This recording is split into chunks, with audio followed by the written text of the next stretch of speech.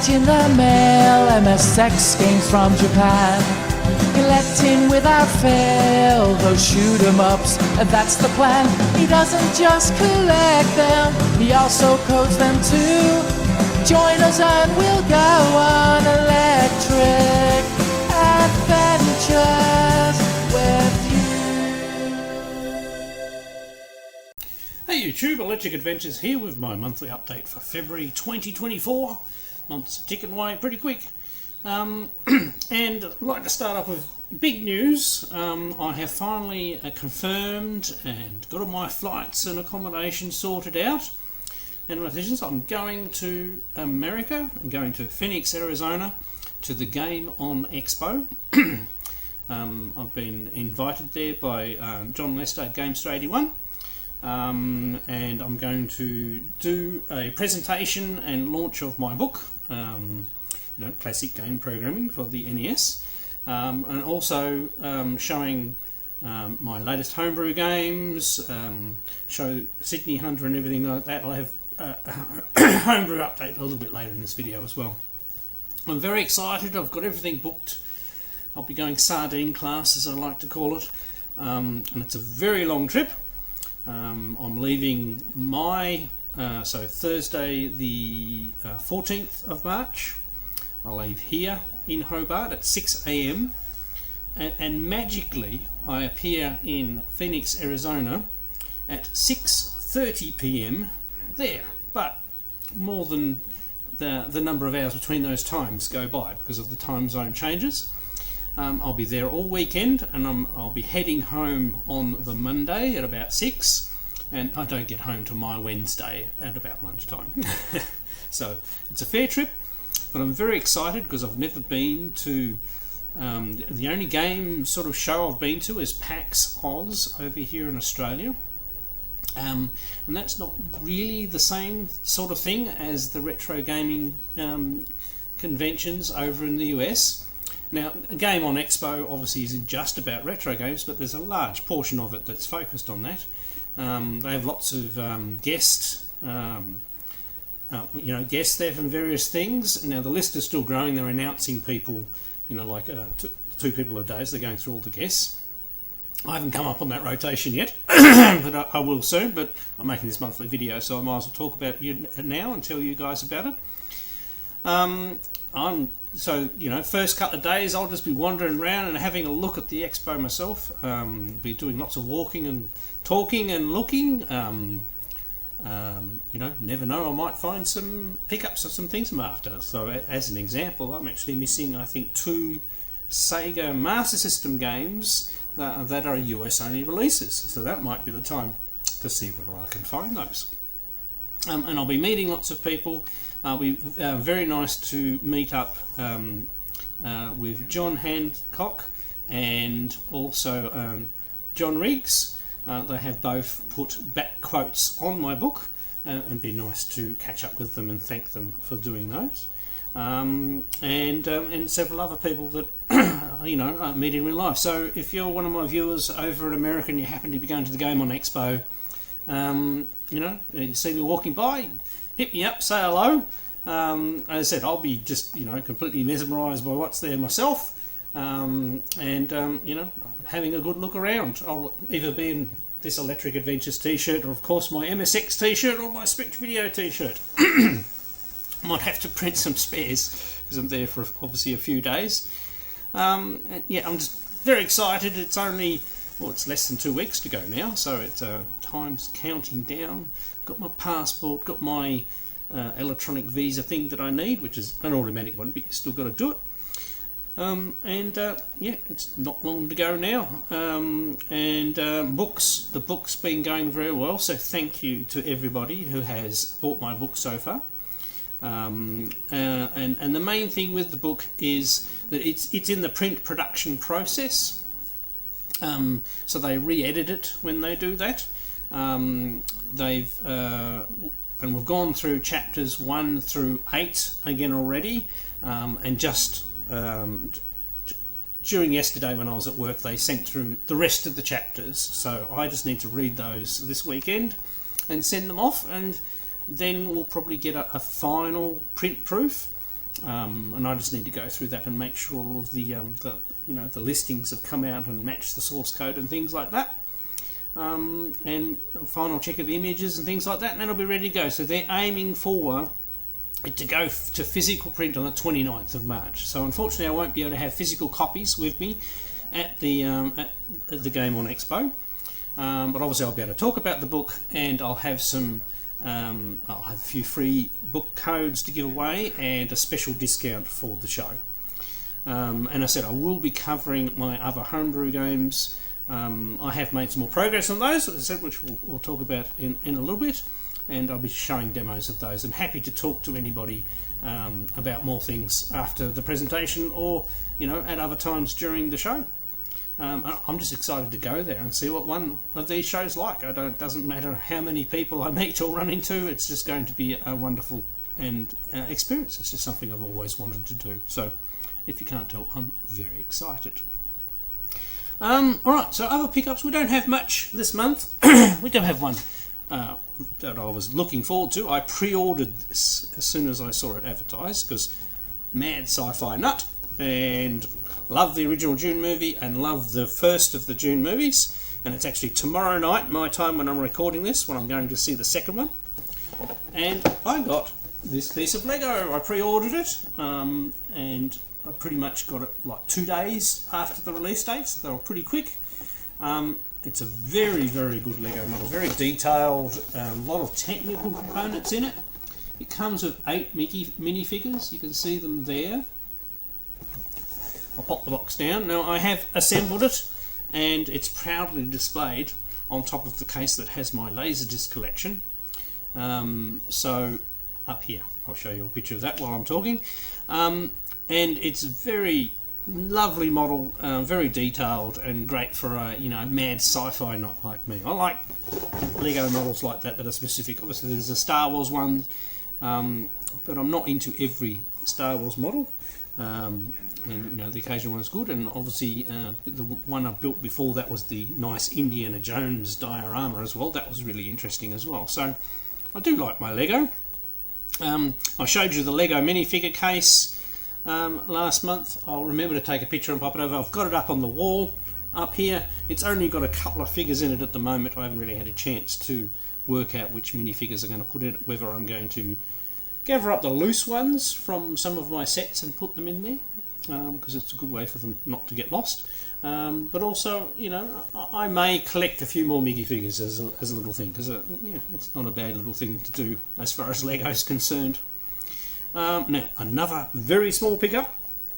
I could not find, to save myself, my Mac mouse. Now I have 2 Mac LCs sitting there that need to be repaired, 2 Mac Classics that are also in disrepair that need to be repaired, and my friend Aaron gave me that Mac SE, which is one of the most reliable of those early models, so I've got the best chance of getting that working, and it does actually mostly boot up. Couldn't find a mouse anywhere, so that I do have one somewhere.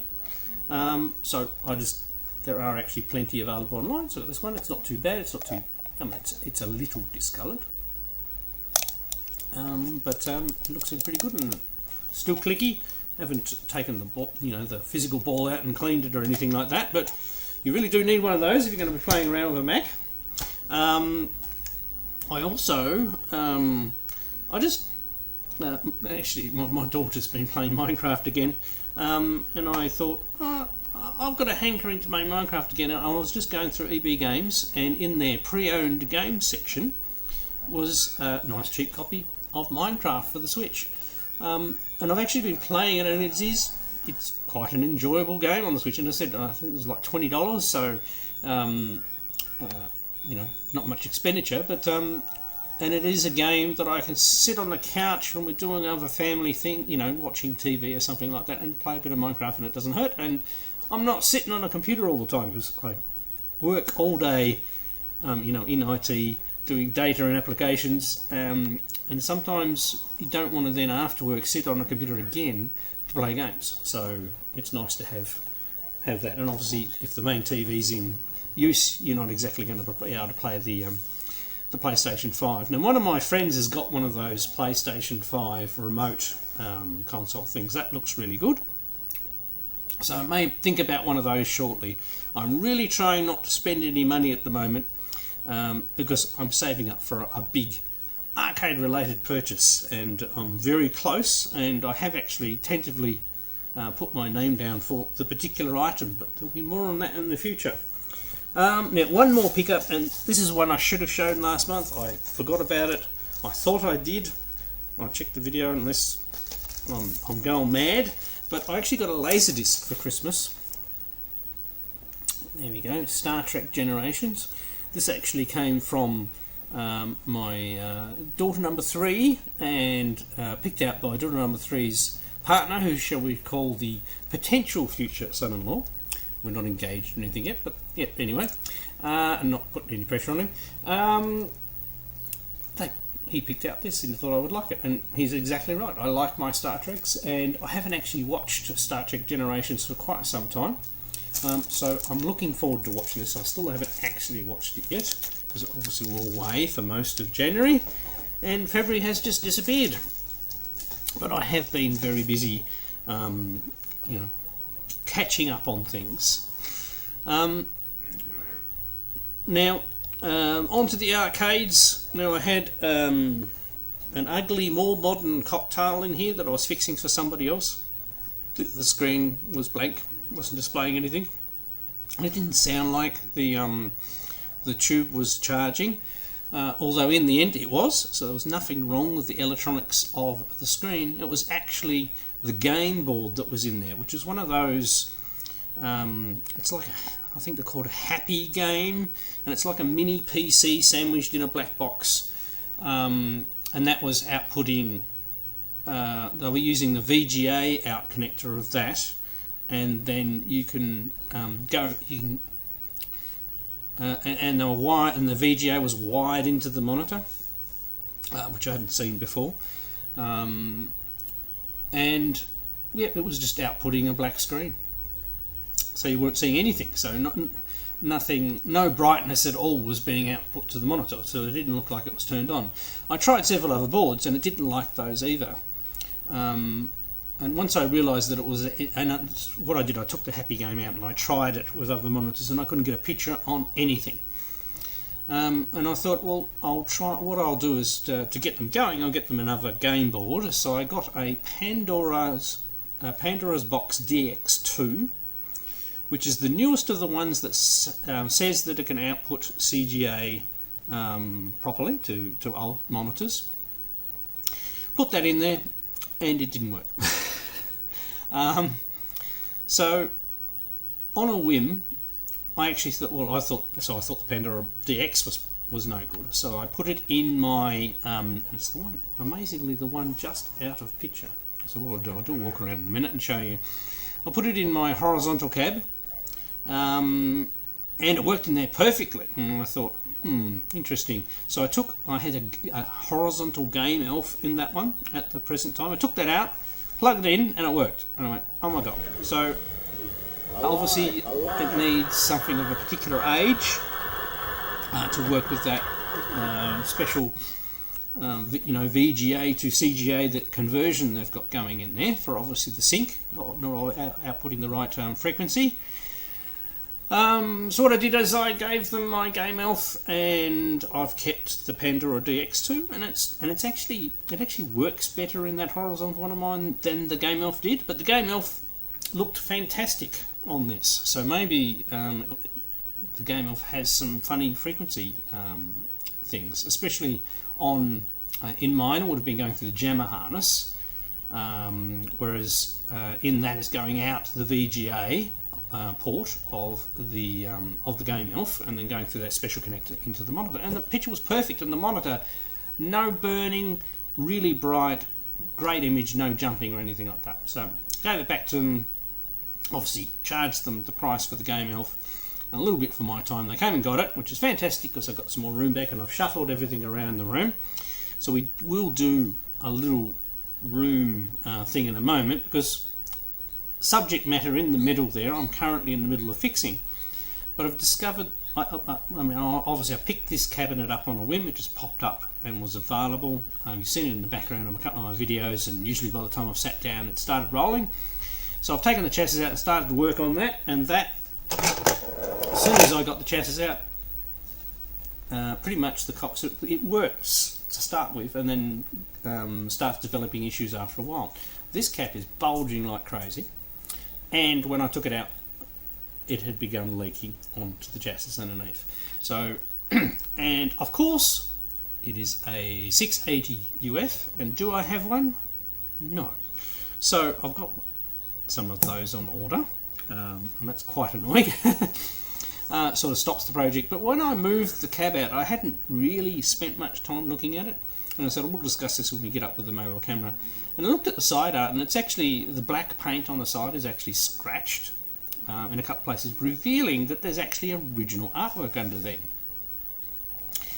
So I've got an inkling of what this game is, and what I did is I then got some IPA, and then at eye level I put some IPA in there, and I just rubbed it with some paper towel, and I did that for a little while, and there's some stuff starting to reveal itself, but I won't give it away too more. I'll wait till we stand up in a second and we go and have a look at the cab. So let's go do that now.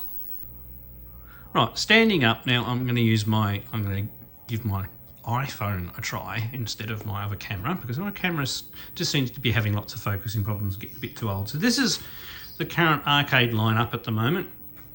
So we have Helify here, which I've almost finished. I've got as much of the original wiring as possible that I've been able to find.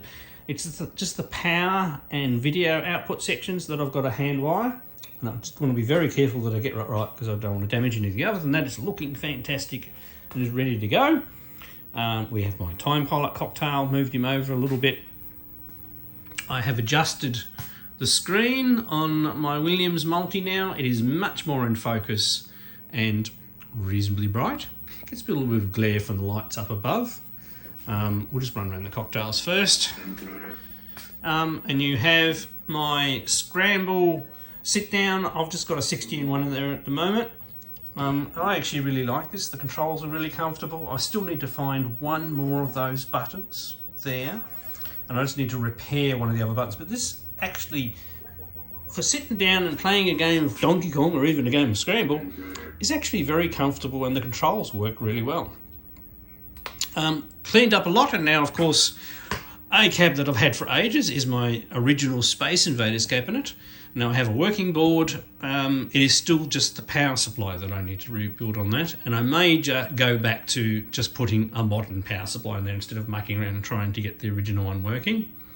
We of course have the Attack from Mars virtual pinball, and a bit more space there.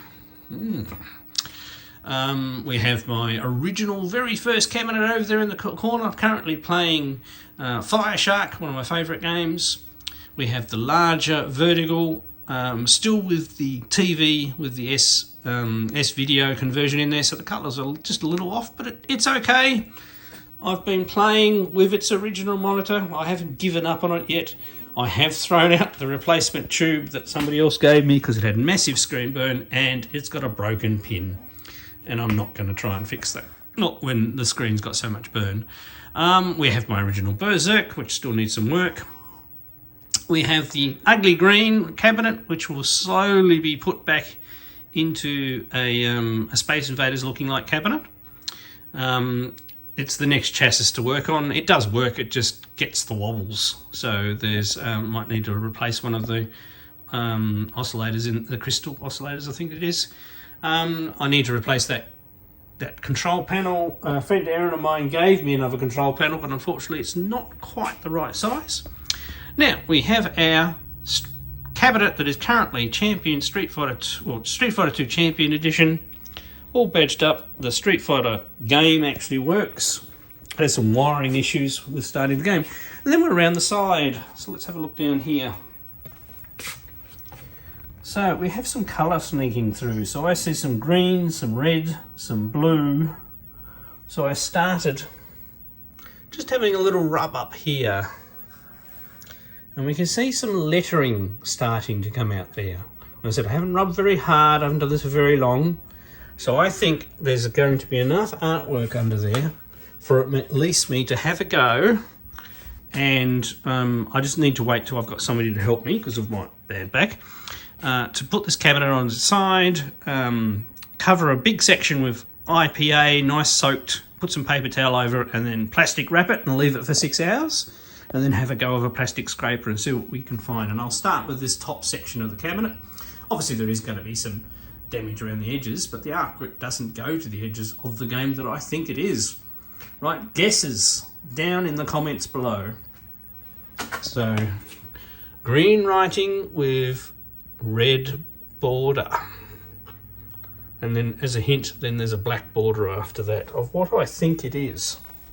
And I'd be very interested in, you know, I know it's Street Fighter 2 at the moment, but it'd be nice to see if I can get it back. And the other side, you can see some touch-up marks around the edges and things, and there's some touch-up marks there. But we can have a go and see what we can find underneath this paintwork. So there's scratches on this side, but they're not very deep. They're not going through the paint. So we'll see what comes off. This also needs a back door. It's reasonably neat inside. As I said, I haven't had it out, so you can see, and you can see the Street Fighter 2 board there with a custom extra kick harness there. The game's running, just that there's something wrong with the grounding with the, and you can coin up. The coin up doesn't always work though. So I think there's some grounding issues there, and you can't start the game. So, but when I arrived, I could start the game. So I think we've just got a ground that's come loose. In transport, we have checkered flag hiding in the corner there. We have the large Australian lowboy, which has my Neo Geo banner on it. But at the moment, I've got Silkworm at the moment. Just been playing that a little bit, and it's a very good cab, easy to open up and change the game. Of course, I have my dedicated chop lifter. Not the prettiest cab, but it works well.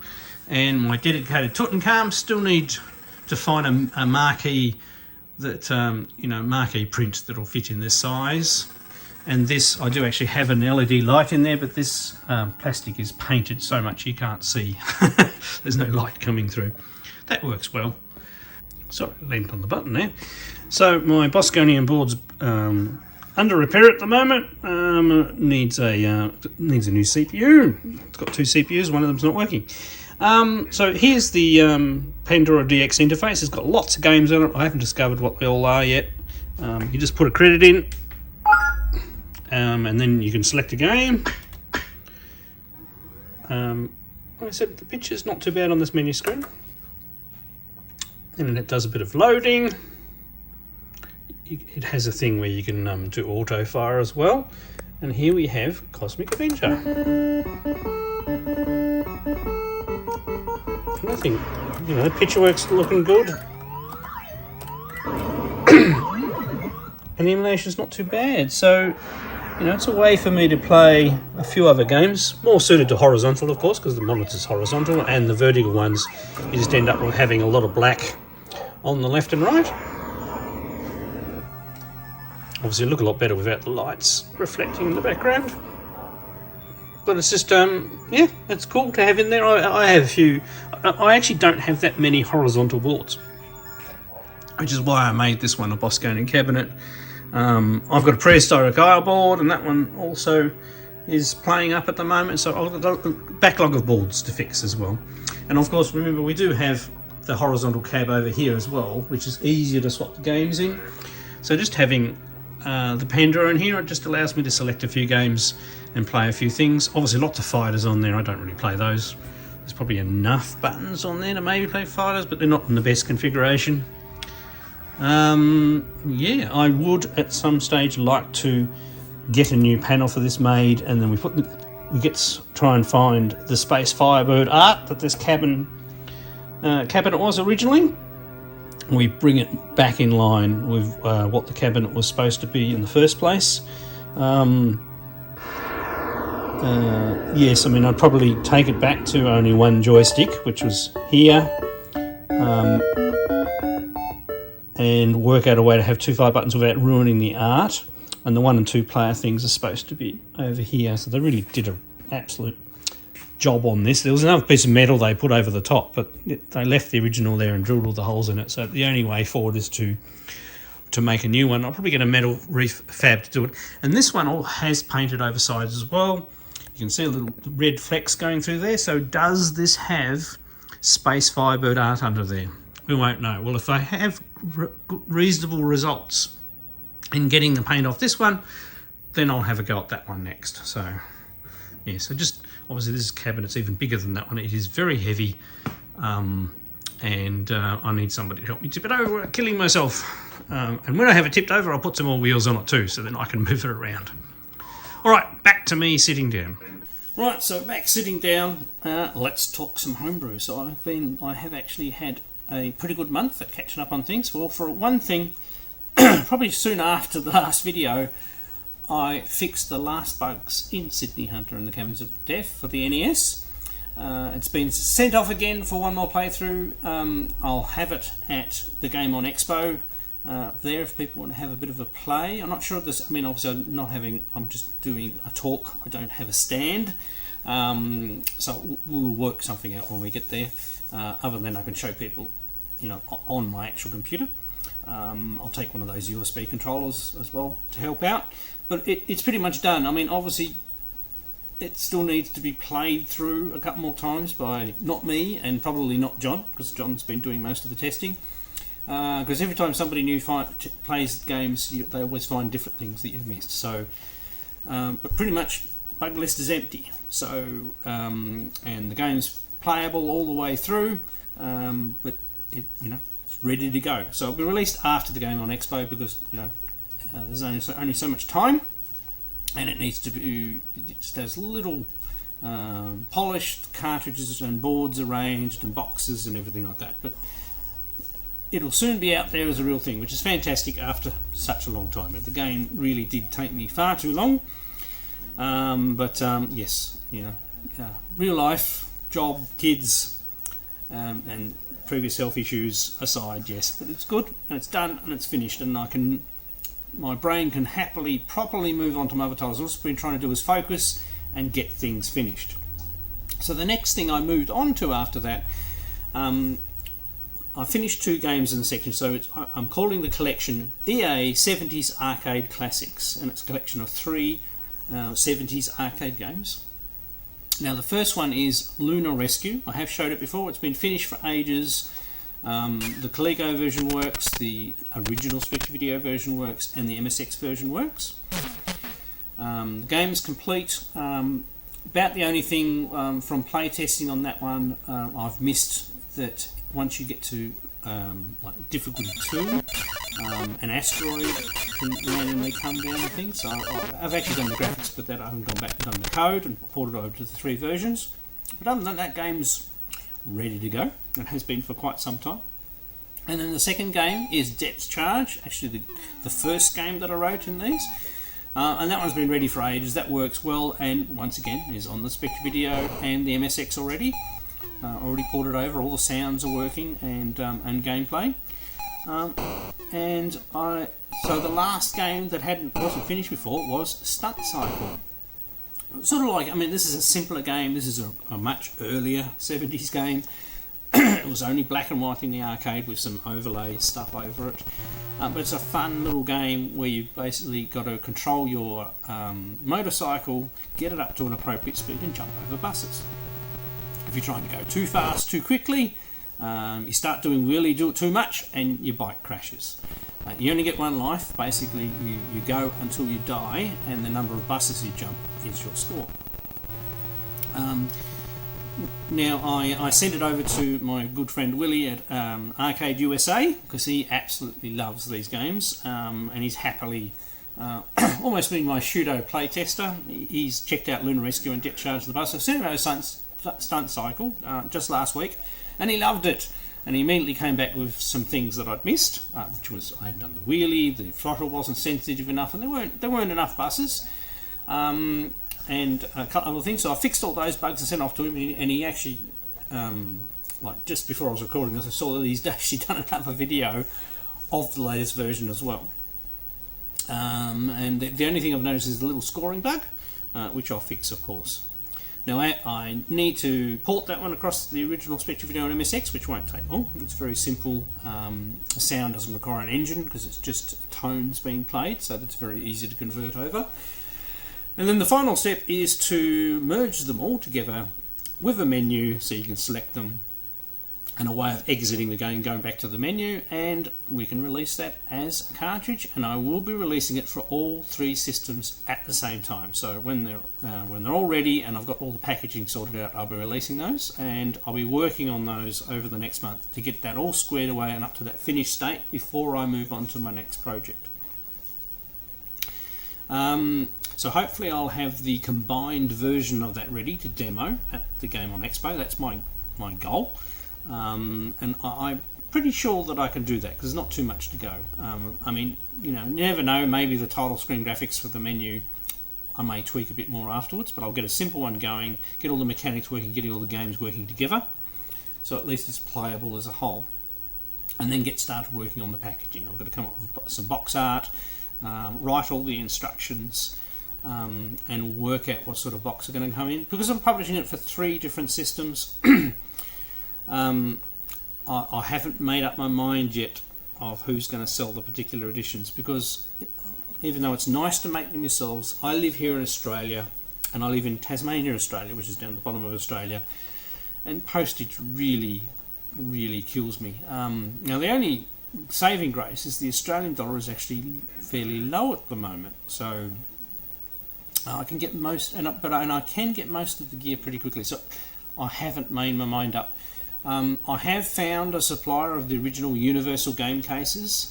I did buy a mound of, you can see them behind the Street Fighter edition, like Sega Master System boxes, but they're not the best quality. The plastic inlay bit's very thin and tacky. I mean, I'll go with them. Things other than that, it is printing boxes and things like that. But the really good thing about the plastic boxes is it's another way of protecting the game. And I can use the same one for all 3 different cartridge types, just with a slightly different mounting inside the plastic case to hold things in place. So once again, haven't quite made my mind up. But you never know, I might say, well, look, it's too hard to muck around, and I'll let Colecovision do the Colecovision, and I could also maybe get Cote Gamers over in Europe to do the MSX version, because that's where all the customers are. I haven't worked out that bit. I'm finishing the game first, and then I'll work on that afterwards. But pretty happy with those. And next projects, I could change the order of these, but after that I would like to go back and continue working on Kangaroo, because I really do want to write a platform game and get it done. I know I like my shoot 'em ups. And the other game is Sequest, which I started working on quite a long time ago, just as a project when I was actually on holidays, and I haven't gone back to it. And it's still one of my favourite Atari 2600 games, and it's one of the Activision games that never got ported to any other system. And it'd be really nice to see Coleco MSX and original Spectravideo versions of those. And that's the way I'm going to go forward with my games. I'm going to do triple conversions. And circle back to the NES, because obviously I've written a book on programming on the NES. I've written Sydney Hunter and several other games for the NES. Some of those games could also go on the NES as a platform as well. So I'm just going to catch up to some of these things, and then I'll go back to the NES. Now, as far as next books and things like that, I am going to re-edit, so completely out of physical copies of the Colecovision programming book. I have, I think, 4 copies over there in my pile for sign, so next 4 people sign copies, and that's it. I'm not going to do another print run of those, because I would like to edit the book again from what I've learnt. I've learnt a lot doing the classic game programming on the NES. Re-edit of that book and do a new release, and I'll probably make it an Amazon, because you can buy the book electronically on Amazon. You just can't get a print edition unless you buy one of those 4 signed copies, of course. But it's the postage that kills with that, because it's over a kilo. I'll do a smaller format Amazon print on demand version of it, so that'll be the revised edition. and I'll work on that over the next, say 6 months or so. And possibly I'll then look at the next book in the classic game programming series that I'm going to work on. There are a couple of choices. One, which comes, fairly much front to mind, because obviously we just did the NES, so it'd be really nice to have a book that focused on the SNES, because it's a natural step. But there is also, if we want to stay in the true 8-bit era, we have the Commodore 64, the Atari 8-bit, and choosing the more wider audience systems here. Of course, I could do a book on the MSX and Spectravideo at some stage, but the actual audience for the print of that is much lower. And it's a lot of work working on these books, and especially if you're working on them through a publisher, they're interested in the number of books you can sell in the end. So even though I was very happy with the number I sold for the Colecovision, and obviously we sold all the physical printed copies, I've sold more copies of the classic game program on the NES for all of my other books combined, and we haven't even got the print version launched yet. So it's different market. There is I could also branch out another stage. I'd be really interested in maybe making one for the PC Engine. Once again, slightly different market. And then there's the Sega Master System and the Sega Mega Drive. So lots of scope, but I'll tackle them once I get a few other projects out of the way. Alright, I hope you've enjoyed this channel update and big ramble. I'm really looking forward to meeting a couple of people or so when I go to the Game On Expo. You never know who I'll run into. Oh, look, cat's dropped in. Hope everybody's enjoying both their modern and, of course, their retro games. I'm Electric Adventures. Thanks to all my subscribers. Thanks for watching, and I'll catch you next time.